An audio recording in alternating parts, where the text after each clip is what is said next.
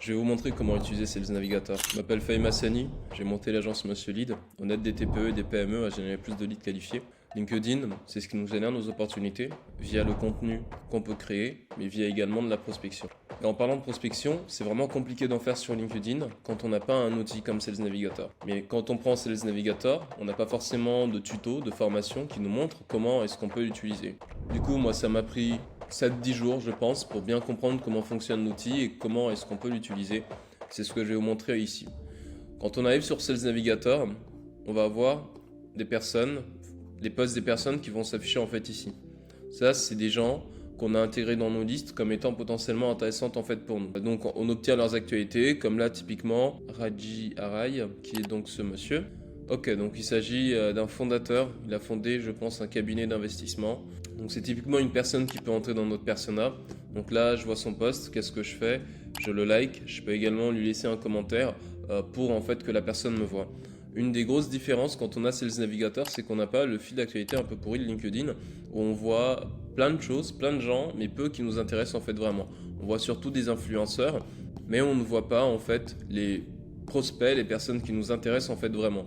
Ce qui se passe, c'est que LinkedIn met en avant les posts qui ont le plus de chances d'être virales, d'intéresser les gens, sauf que les dirigeants de TPE et de PME moyens ne savent pas rédiger sur LinkedIn. Du coup, ils apparaissent jamais sur le fil d'actualité. Vous allez avoir des influenceurs, mais vous n'allez pas forcément avoir des personnes qui vous intéressent, sauf si votre game c'est de vendre des produits à des influenceurs. Et donc, quand on a ici Sales Navigator, on a un fil d'actualité propre, limpide, composé qu'avec des personnes qui sont potentiellement intéressantes en fait pour nous. Ça c'est une première chose qui est intéressante. On a également donc des comptes, ce qu'ils appellent des comptes prioritaires, donc des entreprises en fait qu'on suit pour voir leurs actualités et pouvoir en fait les contacter au bon moment. Après là vous allez avoir ce qu'on appelle filtre de prospect, filtre de compte. Au niveau du filtre de prospect, vous allez pouvoir en fait rechercher des personnes hyper intéressantes pour votre boîte en définissant différents caractères. Moi ce que je fais, je commence ici par entreprise. Donc je définis l'effectif. S'ils ont de l'effectif, c'est qu'ils peuvent potentiellement avoir du budget. 11 à 50 par exemple. Lieu du siège social, je vais mettre France. Ensuite après, ce que je fais, je viens mettre l'intitulé de poste.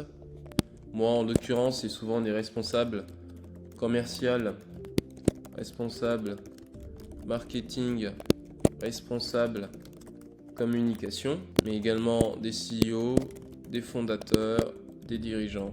Voilà. Ensuite après, je peux m'amuser à mettre que des personnes que j'ai déjà en fait en relation, qui sont déjà en relation avec moi, donc relation de premier niveau. Ça permet de, entre guillemets, faire de la prospection sur des personnes qui nous connaissent déjà.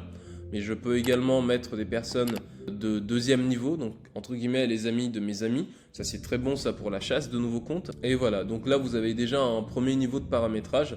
Vous pouvez même indiquer les personnes qui suivent votre entreprise, qui sont récemment venues voir votre profil, etc., etc. Mais là vous allez donc avoir des comptes et puis vous venez voir quel compte est intéressant pour vous. Là je regarde, par exemple ce monsieur, Guillaume Livet, je peux en fait l'enregistrer au niveau de mes listes. Donc là, j'ai différentes listes en fait de personnes que je suis. Je peux lui faire une demande d'ajout, envoyer l'invitation et ensuite après lui faire un message. Je peux enregistrer son compte, ses informations sur un CRM ou un outil tiers et ensuite après construire une liste de personnes à prospecter, etc. Donc ça, c'est le premier truc. Ça, c'est la partie en fait des prospects. Et puis de l'autre côté, vous allez avoir donc la partie compte, où ici vous pouvez mettre un CA potentiellement. Donc on va mettre entre 0,5 à 20 millions en euros, ajouter. Lieu du siège social, je vais mettre par exemple Île-de-France. Au niveau des secteurs, c'est intéressant de partir de ce que vos clients ont comme qualification de nom d'entreprise, comme ici par exemple formation technique et professionnelle, formation technique et professionnelle. Voilà, là, je peux prendre ça aussi. Enseignement supérieur, voilà. Développement professionnel et coaching. Donc là, en fait, ici, je vais avoir des personnes, des boîtes qui sont dans la formation. Et là, ce que je fais, je peux aussi venir au niveau des effectifs, donc mettre 11 à 50 salariés. Donc c'est des boîtes dans la formation, ça fait partie de nos personas chez Monsieur Lead.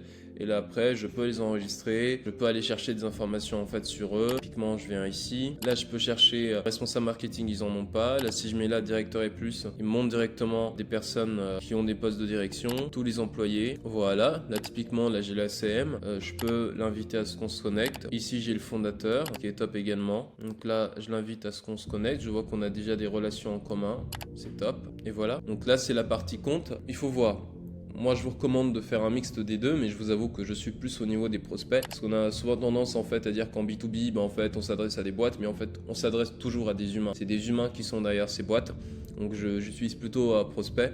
Mes comptes, ça peut être intéressant pour avoir une vue de toutes les boîtes qui sont dans la zone géographique en fait qu'on veut attaquer et qui répondent grosso modo à certains de nos critères. Après ici, vous venez ici dans la partie compte. Ici vous allez avoir en fait les comptes que vous avez enregistrés auparavant. Donc là il me montre des comptes de certaines entreprises. Et là à côté, comme ils sont super gentils et qui nous font gagner beaucoup de temps, ils nous recommandent déjà des potentiels prospects dans ces boîtes là. Donc celui-là par exemple, je vais voir, ok, dans le profil. Ok, on est déjà en relation, c'est top, je continue, enfin voilà. Voilà pour cette partie en fait compte. Ici on peut constituer des listes. Là en fait il y a par exemple tous les comptes enregistrés, mes comptes actuels, TPE, PME à La Réunion, agence immobilière.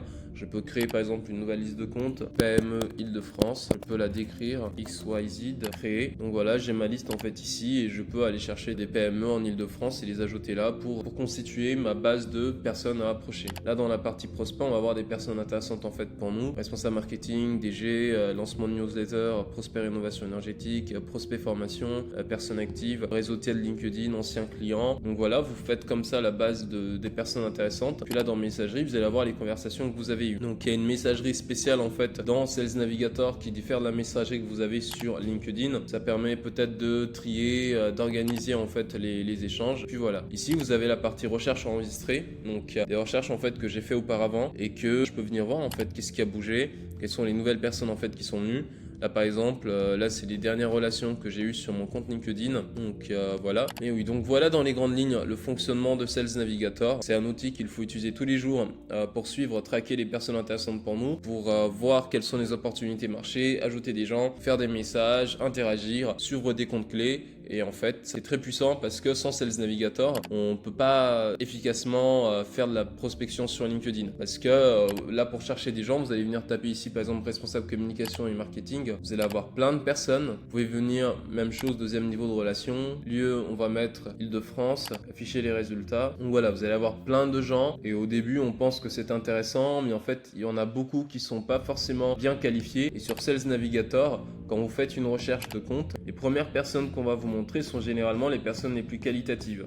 Et plus vous allez avancer ici, et moins les gens sont intéressants. Je pense que sur la recherche LinkedIn, c'est l'inverse. Quand on commence, ils nous montrent les personnes les moins intéressantes, les moins actifs, et plus on descend, plus on va trouver des personnes peut-être qualitatives. C'est une supposition. Sauf qu'en fait, on n'a pas le temps de descendre tout ça. En fait, c'est tellement fastidieux qu'on finit par abandonner. Donc c'est pour ça que nous, on est passé sur le Sales Navigator au niveau de l'agence Monsieur Lead, parce que c'est juste super efficace pour la prospection. Voilà donc pour cette démo sur Sales Navigator. En bonus de la vidéo, je vous propose de télécharger un guide complet sur comment générer des leads et avoir des clients grâce à LinkedIn. Le guide se trouve dans la description. On revient sur différentes stratégies à utiliser sur le réseau LinkedIn afin d'avoir des opportunités et de générer du chiffre d'affaires. Si vous êtes en B2C, c'est pas pour vous. Par contre, si vous êtes en B2B, ça va beaucoup vous aider parce que vos clients sont sur LinkedIn. Et puis évidemment, si vous avez besoin de générer des leads qualifiés de manière sérieuse par LinkedIn, vous pouvez nous contacter, nous c'est notre métier. On va s'occuper de votre stratégie, on va l'exécuter et vous allez avoir plein d'opportunités en provenance de LinkedIn. C'était Fahim Hassani, CEO de l'agence Monsieur Lead et on se dit à très bientôt. Merci.